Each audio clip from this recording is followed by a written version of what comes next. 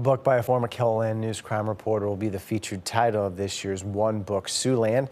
Lou Ragoose's Vanished in Vermillion tells the story of the 1971 disappearance of two Vermillion teenagers whose bodies were discovered more than 40 years later.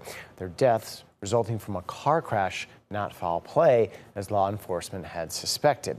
As Siouxland's Perry Groten reports, the book will now be the focus of a citywide reading project touching on themes ranging from missing persons cases to how law enforcement conducts investigations.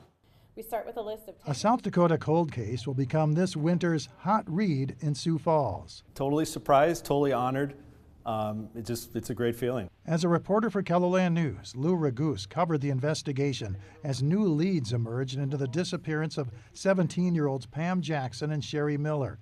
The information he gathered about the case made it into his book, Vanished in Vermillion, which was published in 2023. The main thing that made this book different than like another true crime book or another like wrongful prosecution book is that a man was charged for a crime that never even happened. And so that kind of like put me on my quest to look for answers. Members of a selection committee picked Ragoose's book out of 10 other titles to be this year's One Book Siouxland. And they just really enjoyed the story. They liked the local tie.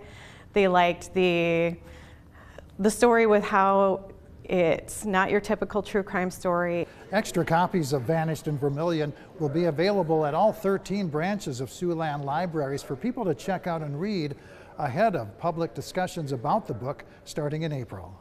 Ragoose himself will be part of a talk on April 24th.